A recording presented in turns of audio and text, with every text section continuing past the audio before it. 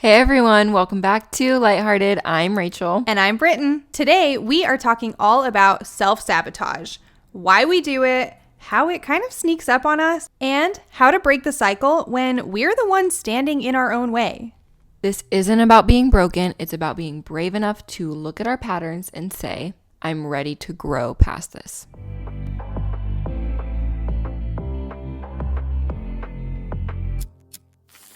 Let's start off by talking about what self-sabotage looks like. Self-sabotage doesn't always look dramatic. It's not always some big blow up or meltdown. It can look like procrastination, like not applying for something because you're probably not ready anyway. Or it can look like dating someone who's emotionally unavailable yet again. It can look like rejecting ourselves before the world even gets a chance to. Sometimes we're not afraid of falling. We're afraid of what would happen if we actually finally succeeded. Yeah. And now, you guessed it, we're going to dive into a few questions. All right. Question 1 here is, when you've self-sabotaged in the past, what did it look like? Another great one to ask, is there a goal in your life right now that you're delaying because deep down you're scared it might actually work? That's a real one. That's a real one. That's a real one. So real.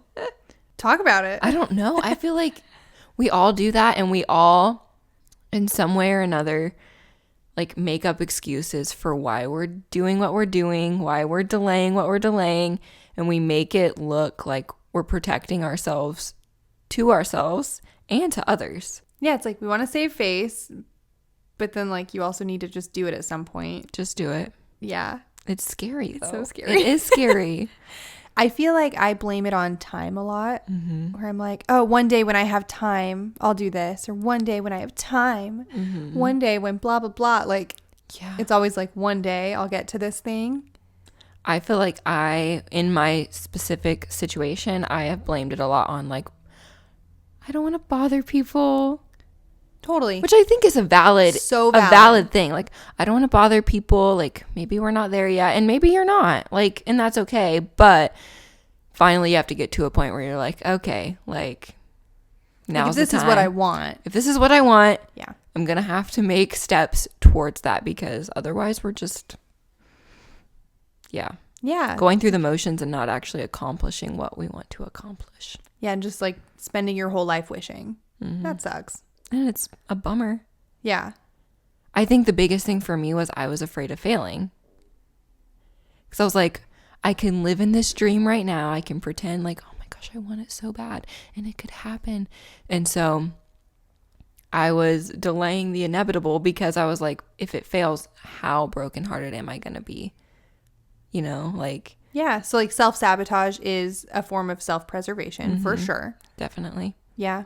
But like, think about what you'll miss out on if you don't try. Yeah. I think the saying is like, I would have rather tried and failed than never have tried at all. Yeah.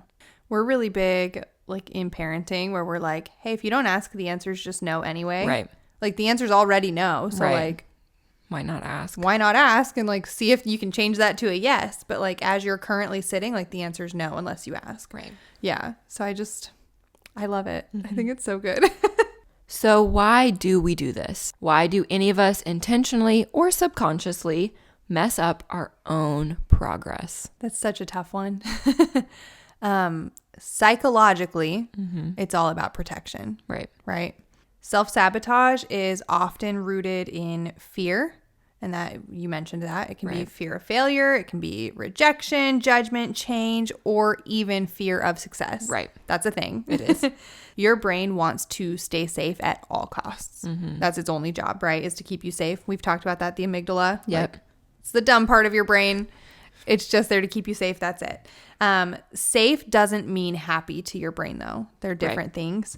So it just means familiar. So like people who grow up in chaos, Right. safe to them is going to be chaos. Right? So if chaos, rejection, or struggle are what your nervous system knows, then like, ding, ding, ding, guess what feels super safe to your brain? Right. It's the struggle, it's the chaos, it's the rejection. Yep. And it's going to keep you there. That's terrible. Isn't that awful? Like I'm so thankful that our brain wants to keep us safe. And at some point we have to like dismiss it and be Right. like, okay, like, Yeah. I've got this. Thank you.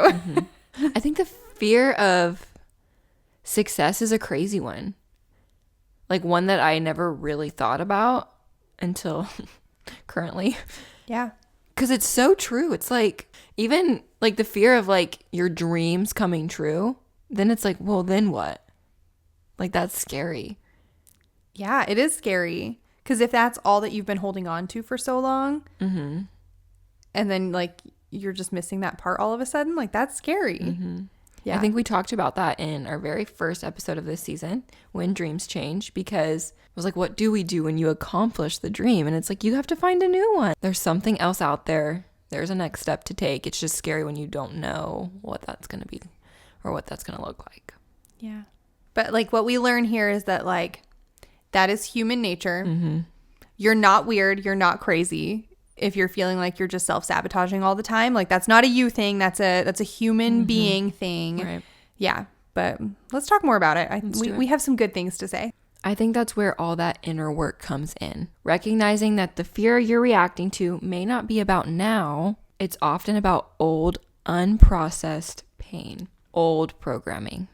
Yeah. I think an important thing to just remember about like us as human beings is that you will never rise above the standard that you set for yourself. So if deep down you don't believe you deserve peace, love, or success, then you're going to sabotage anything that brings those ulterior things. Right. Yeah. I'm being a life coach here for a second. People fear growth because it disrupts the identity that they've been clinging to, which I believe we talked about that in episode 1 as well. Mm-hmm. But you basically build this whole identity around the dream that you're setting or the goal that you have, or the like not even like the goal that you're setting for yourself, but just like that fantasy of like what your life could be if maybe one day you were brave enough to do that. Right. And so you build this entire identity, who you're going to be, who you're going to hang out with, the money you're going to have, the cool luggage set you're going to buy. Like you build this entire fantasy around it. And so that works in like a negative way too. So like if you've always been like the messy friend or the chaotic friend or the traumatic friend or whatever it is, the success is so terrifying because it like disrupts your role in life. And so if you can't be the messy friend anymore, then who are you? Right. Or like you can't be the chaotic friend who just always has so much crap going on all the time. Who are you after that? So self-sabotage, along with a whole laundry list of other things, it protects your identity. It protects who you are. So your ego, which is your amygdala, it says, let's just keep it comfortable because I'm really scared right now. And so we just need to find like ways to disrupt that. Like you don't have to be the chaotic friend and you can still have an identity. Right. Yeah. So we have a few questions for you here as well. What identity have you been clinging to? And this can go kind of however you want to take it, truly. So like, have you always seen yourself as an underdog, or you've always been a fixer? That's me. Like I have always been a fixer. Have you always been the one who's just always struggling? Are you the sad girl? Are you the gym girl? Like whatever your identity is, who are you? And what have you been clinging to from that? And the second question I have for you here is, what are you really avoiding? What is your real fear? Wow. Think about it. You don't have to answer right now. If you're driving or something, don't do that. We have printable journal pages. You can save them as a PDF on your phone, whatever you want to do, and then fill them out whenever you have time to sit down and really dive into this. Yep. Our journal pages are linked on every single episode in the description. So yeah, check it out. Oh, and they're free. They're free. We should probably say that. Yeah, they are free. Free journal pages. Because bettering yourself shouldn't cost you more money. I agree with that. Yeah. Okay, I think we should dive into some triggers. These moments can set off the urge to self-sabotage. I think the first one is success or opportunity. Things start going well and we panic. I've never experienced that. Really? Never? Never, ever. I've never self-sabotaged. No, that one's so real. So real. Oh my gosh. Where it's like, I just am not, like, I can't do this thing. Yeah, that's crazy. It's wild. That's crazy. I think another one that comes up a lot for people is just conflict. right? So instead of addressing it, we want to either shut down and not deal with it, or lash out and deal with it our own way. And like, that's not great. No. Like that's a quick way to ruin relationships. Right. And yeah. The next one is vulnerability. We start to feel seen and suddenly we ghost. Have you done that? Yeah. Yeah. Have you done that? Yeah. I even feel that way when I move to new places, Yeah. where like I'll let information out. Mm-hmm. And then I'm like, suddenly too many people know too much about me. And I Right. just want to move. Right. Like, so like every 3 years, I'm like, I just want to move I away. just want to move away. People Yeah. know too much I'm like, about I just me. want to go somewhere where nobody knows me. That's funny. Yeah. I feel like I relate to this one in a weird way. A couple years ago, I got a dating app because I was like, might as well try. And I love it. I know. I'm like, I kind Love of hate it. it. Like, it does work for some people, but whatever. Anyway, so I got it. And then I started talking to this one guy. And we talked for like 4 or 5 months, like virtually for a while. And like kind of like gained a rapport, had things to talk about. And then we went on a date. And it was okay. Like we were both like, I think it was like our first, date from the dating app. And it was like awkward, as it would be. Oh, yeah. Like, that's normal. But, and then after I was just like, I don't know. We like talked a little bit and then I just stopped talking to him. And I feel terrible now. And I'm like, that was so mean. But I just got scared. I was like, I'm not ready for this. And I don't think I was, but I was just like, It's like you were vulnerable and then you ghosted. And I was like, I'm sorry. I mean, I kind of was like, I don't think I have time for this right now. So I don't think I like fully ghosted him, but it was still like not the nicest thing ever. Don't do that. Like, I feel bad because I feel like some people are on dating apps. Most people, you should be on dating apps to actually find a relationship. Whereas sometimes I find it like Amazon shopping. Yeah. I'm just like, it's fun to just You're like, it's fun to look at what's out there. See what's out there. But then all these guys are messaging me and I'm like, I don't really want to talk to you. I just wanted to look at your profile. I just want to see that you exist. Right. I love that. It's probably not the best thing ever. So. If anyone else does that, please let me know. Yeah. Help Rachel to not feel alone. I got married before like dating apps were Right. like truly a thing. And so I, for one, have been having a great time looking at Rachel's dating apps. It's been so funny because it's just funny. like, it's a world that I'm unfamiliar with. And Yeah. I've really loved like being more like getting to like see things. It's funny. It's like, It's so funny.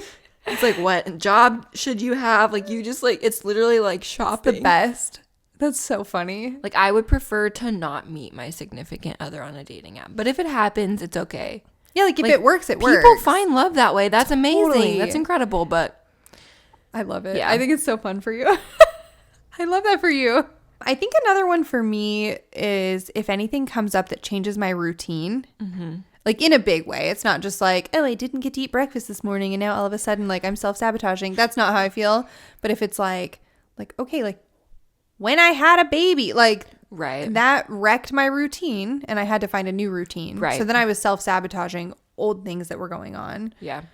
Because I was trying to like survive through this new routine change. And then like Right. I got it and like got a new routine and everything's good. But I definitely feel like routine changes, even really positive ones, can just be completely destabilizing. Yep. Yeah.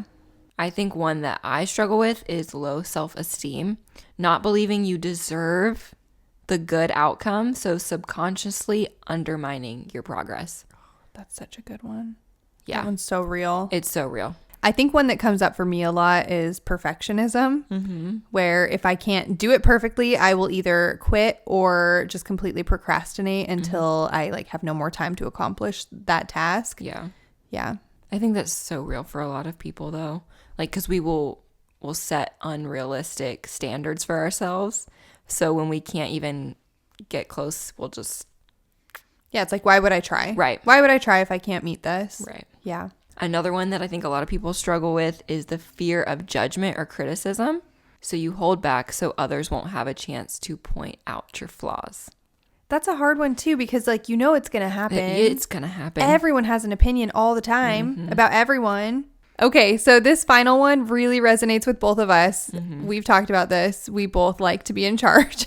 So we're talking about the need for control. where you might sabotage the outcome so that you're not surprised by it when you fail. Like you're in total control of the failure. That's so sad. Why do we do that? I hate it. I think the idea of being surprised by a failure is just so overwhelming that it's like, let me just control it and prepare myself for the failure.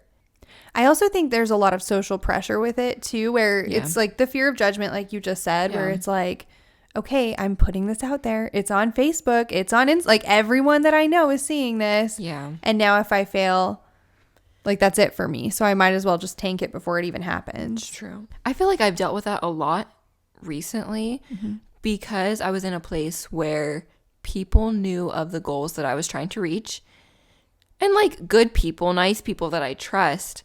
However, when the path went a different way than what I was hoping for or expecting, and it was totally fine and it ended up being a blessing, I think I was okay with it, but I knew other people were going to be like, oh, how do you feel about that? And that's totally fine, like, because they are valid to ask that and they're kind people.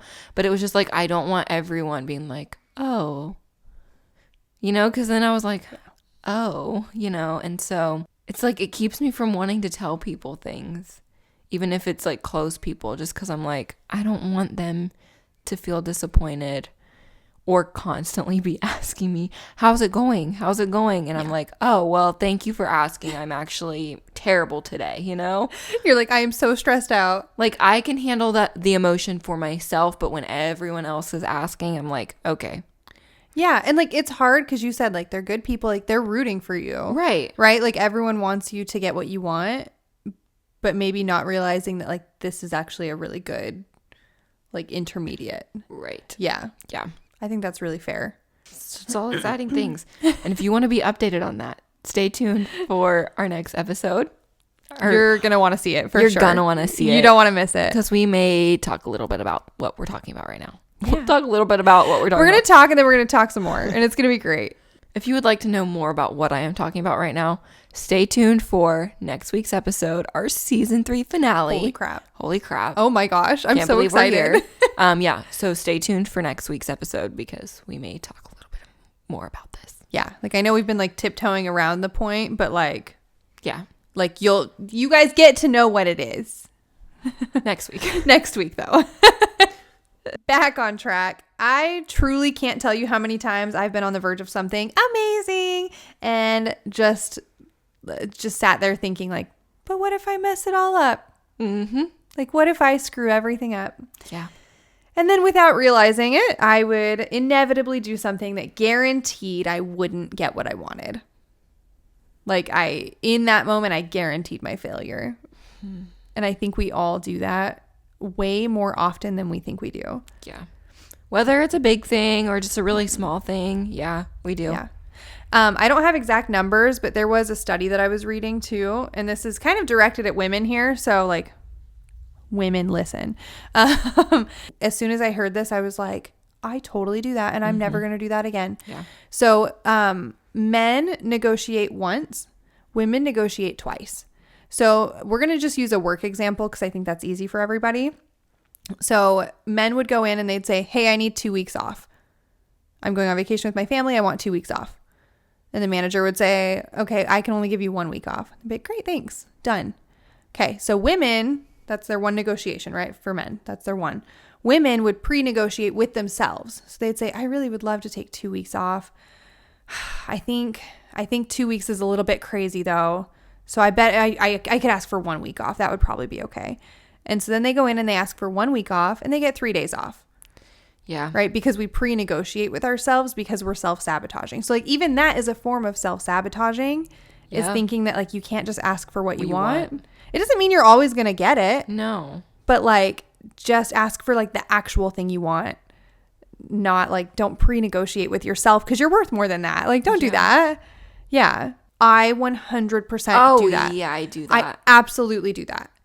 Don't love that. I don't love that. Yeah, so don't lower your own like standards. Your own standards or like the things that you want for your life because you're pre-negotiating with yourself. Don't do that. No. Like write down what you actually want. And then you might end up getting a little bit less and that's okay. You're right. Okay. I thought if we could think of any stories from our own lives that we've, maybe self-sabotaged some things, we could share those. Yeah. One that I kept thinking of, and this has happened so many times over the course of my life, we're going to call it the unsent message. Okay. Where maybe like I needed to call somebody out for hurting me, or I needed to apologize, or I needed to, whatever it was, like I needed to do something. Mm-hmm. So I would like craft the most perfect message to them. Like I spent all this time writing up the perfect thing to send to whoever. Mm-hmm. And then I just never sent it. Yeah. And that was like, that continues to be the biggest form of self-sabotage in my life, I think. Yeah. Is like not responding, because like I definitely think I'm a perfectionist to a point, and I'm trying to get over that, and like I'm working through it, but like I want things to be perfect when I'm sending it. Yeah. So then I wait until I like can do that. And then I never send it. And then it ruins relationships. It ruins my opportunities that I might have. Like it just tanks it. Yeah. I think we all can struggle with that to some extent. I've struggled with it. I think I'm doing better now because mostly my issue was like I wanted to make sure everything was like properly done with a text message. Totally. With certain people. Others I don't really care about just because whatevs, Yeah. But like I'm like the punctuation has to be perfect. The wording has to be perfect. And so then I just wouldn't send it. But now I use chat to like craft all your texts to help me. I'm like, so fix good. this.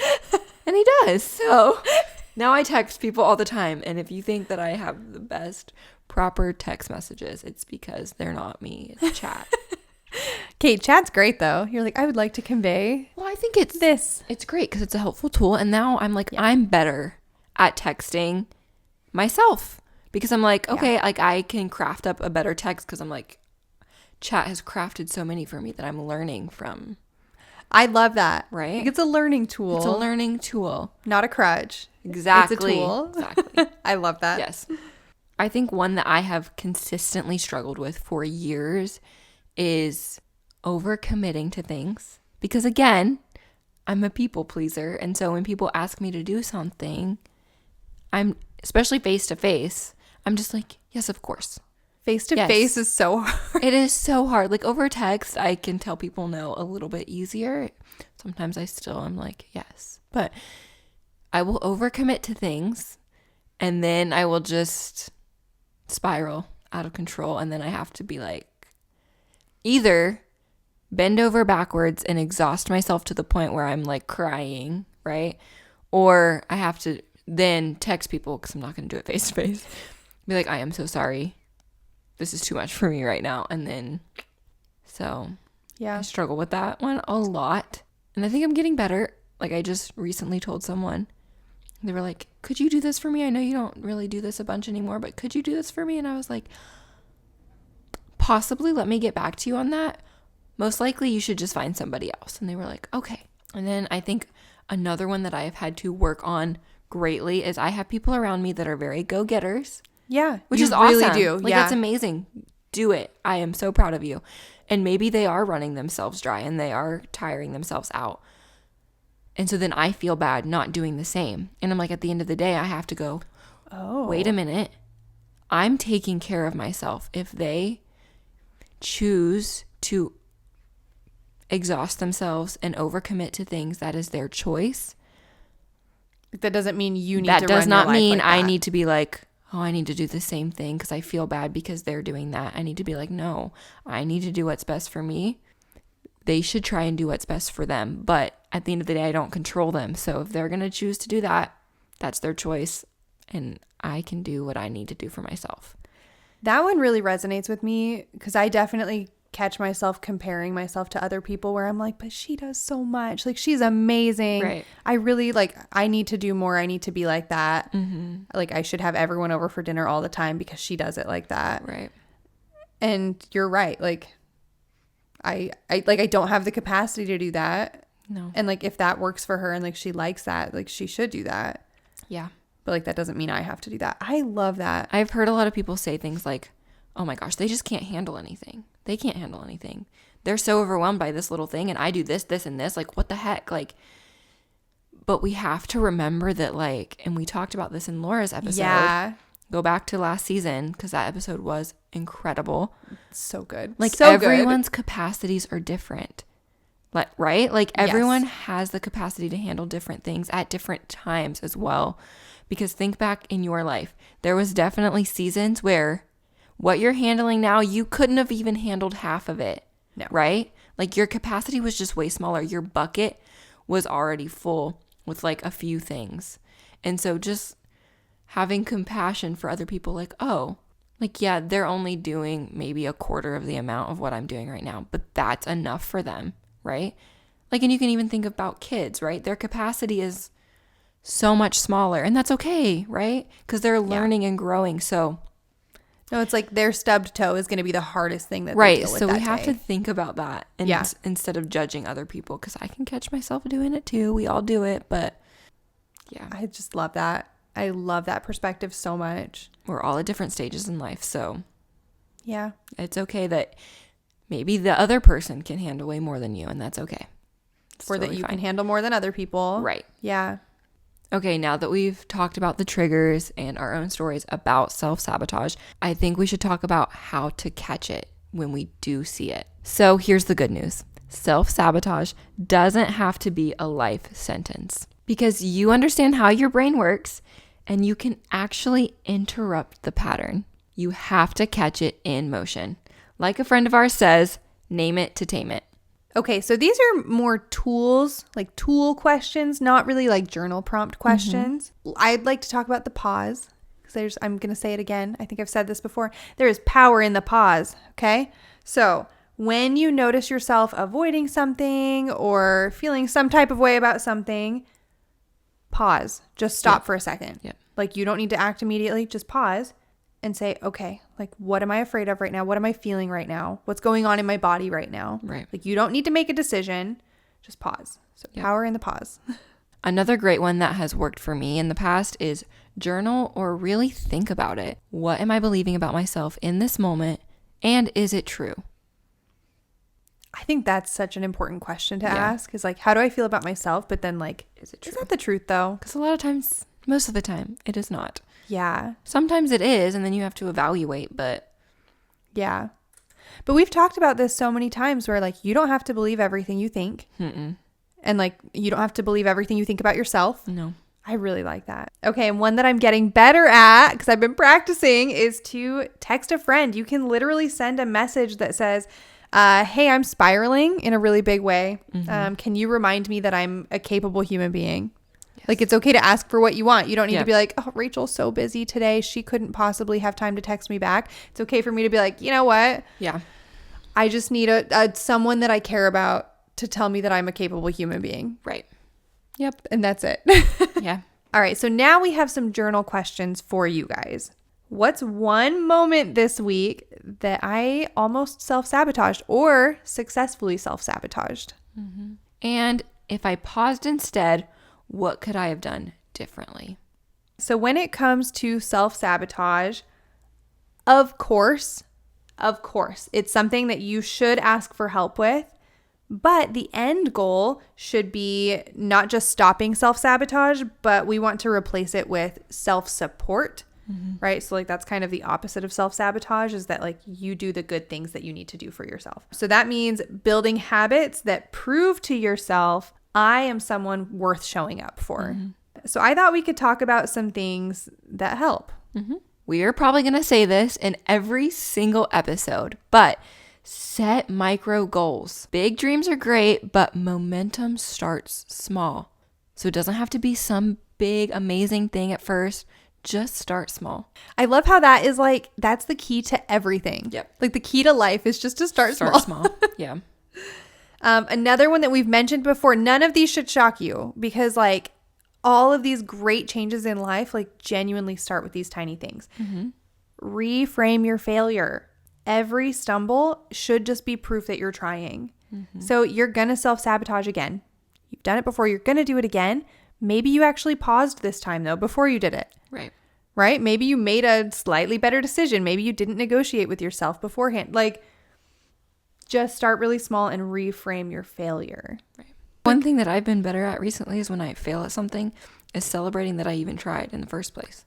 Like I still failed, Love that. but I tried. Like that's amazing. Go me. Go me. I feel like this goes so well with like Laura's episode. Yeah. Where she was talking about the meditation practice that she uses, where it's like, okay, like don't count how many times you leave meditation, like count how many times you come back. Come back. Yeah. Okay, cool. So you got distracted, come back. Yep. Cool. You just got a point. Congratulations. Right. And I feel like if we looked at all of life like that, like, okay, how often did I get back on track though? Right. Okay, how often, I mean, like for me, I'm like, how often did I go back to the gym after taking a break? How often did I actually cook a meal again after taking a break? Like, Right. yeah. Yeah. I just love it. It's so important to celebrate your progress. Don't wait until it's perfect to feel proud. And then Rachel is really big on this one. And I feel like I've learned a lot about this one from her. So speak to yourself like someone you love. Yeah. And we know it sounds cheesy, but just love yourself. Like it's okay to talk to yourself in a nice way. Yeah. All right, let's dive into our final listener questions here. Write it down. What is something you have done this week that you're proud of? And what's one way you can support yourself better this month? You are not broken. You are not weak for struggling, and you're definitely not the only one who's been caught in the loop of self-sabotage. Yeah, absolutely. The most powerful thing you can do is just get really honest. Face the patterns you've fallen into, forgive yourself, and then keep moving forward one tiny step at a time. If you're listening to this episode, we just want to say you're already doing the brave thing. You're already disrupting the cycle, and we're so proud of you. Thank you so much for joining us today. If you're enjoying Lighthearted, don't forget to subscribe and leave us a review. It really helps us reach more people who need a little more light in their lives. And don't forget to tune in next week for our season 3 finale. I cannot believe it's already here. It's crazy. It's so crazy. Make sure you also join us over on Instagram at LightHeartedPod to see clips of our episodes and fun behind the scenes content. We would also love to hang out with you guys over on TikTok at LightHeartedPod. And be sure to check out our merch and journal pages with the questions we asked in today's episode. Everything that we just talked about will be linked in the description below. And don't forget to stay lighthearted.